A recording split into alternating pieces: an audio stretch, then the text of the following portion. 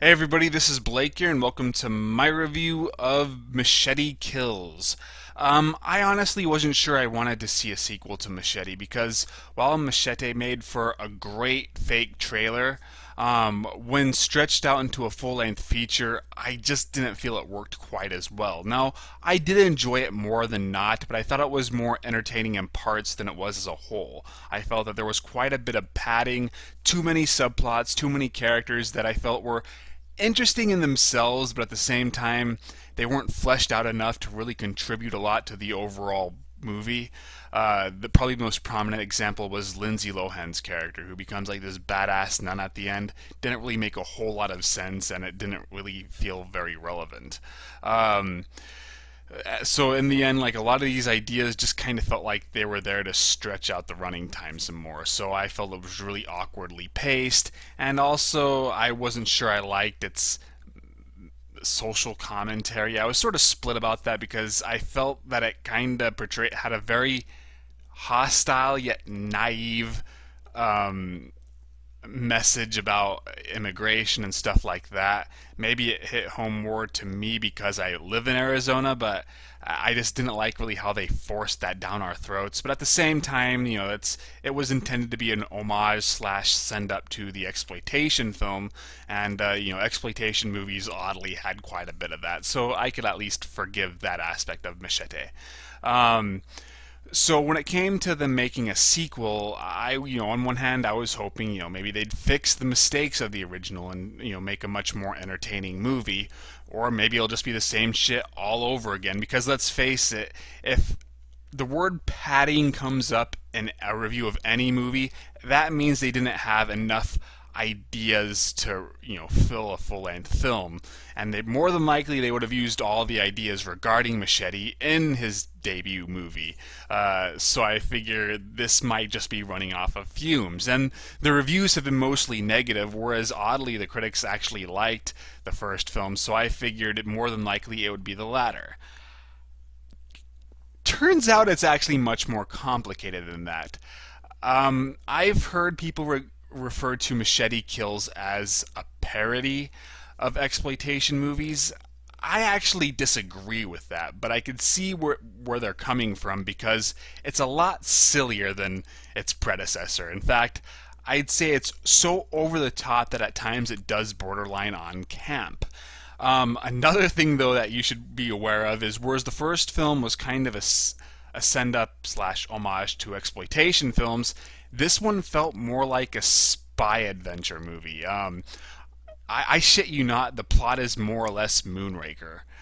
And it's not quite as campy in Moonraker in some ways, but in other ways it's even more goofier than that film. Um, so I think enjoying this movie comes down to how you respond to what it's trying to be. If the first film was not grounded in reality at all, this film isn't even grounded in the reality of the first film. It is crazy ridiculous, and at times, yeah, I will admit that I did roll my eyes, such as Machete riding on a frickin' nuclear missile. um, but once I got used to it, I thought it was okay. I am not going to say it's better than the first film, but in some ways, at least, I felt it was faster paced. Even though, once again, I didn't realize this at first. I was more when I started thinking about it. I was originally going to say that uh, it wasn't as convoluted as the first film in terms of its script. But the more I think about it, the more I realize that it really was. There are a lot of characters and subplots that don't really feel necessary, or they're getting too much screen time when they didn't really need that much screen time. But at the same time, something about it worked a little bit more. I never found myself getting exhausted or bored. I didn't think it was as repetitive as the first film was in many ways. It was almost more focused in how it used all of these subplots and characters. But at the same time, the subplots and characters just weren't as interesting as they were in the first film, and that's not good considering I didn't think the first film had too many interesting subplots either. Certain ideas are underexplored, or they just feel odd. For example, one of the first antagonists is this chick with you see her in the trailers. She has like these gun boobs, and it's once again very ridiculous. But she's over the top and she's kind of annoying. Whereas at least most of the characters in the first film, they didn't irritate me as much. They just either didn't stand out at all, or they stood out enough to where you wanted to see more of them, but that you weren't really getting that. But here, a lot of these characters, they just become too hammy in their performances to where I was just getting headaches. Same with the guy who's at first introduced as being the main antagonist, even though you know that's not going to be true. He's Machete's traveling with him a lot of the movie, and I thought at times he just became too just over the top in terms of his delivery.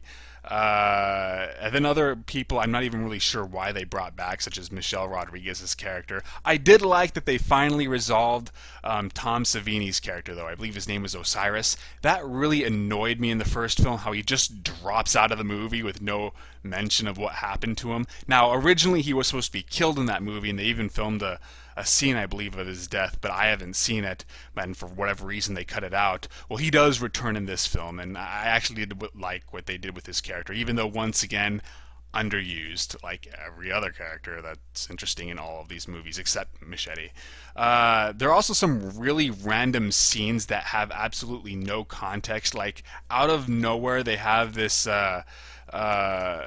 bit with the president who's played by Charlie Sheen. It's almost like one of those, I don't know, I'm having a total brain fart here. Like when the presidents are campaigning and they have those campaign ads, they have one of those, and I will admit that the ad itself was pretty funny, but it just comes out of nowhere, and I'm not even sure really why they had it. They just figured, we gotta pad out the running time, but at least Charlie Sheen is pretty entertaining, and I thought Mel Gibson was pretty good as the villain too. A little bit more restrained than I thought he would be, but still he was pretty entertaining. And it's obvious that all these people are having a good time now, even though the cast is very impressive. They don't have a whole lot of screen time, like Cuba Gooding Jr. and Antonio Banderas and Lady Gaga. They show up for like 2 to 5 minutes tops. So that was a little disappointing, but at the same time, they're all obviously having so much fun that I was able to get over it.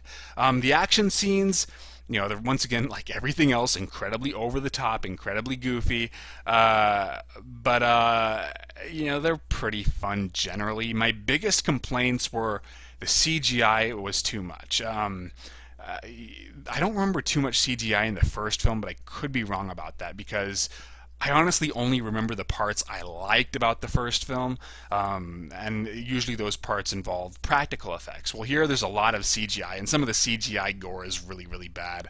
It reminded me of something you'd see from a sci-fi original. Sorry, I'm kind of losing my voice.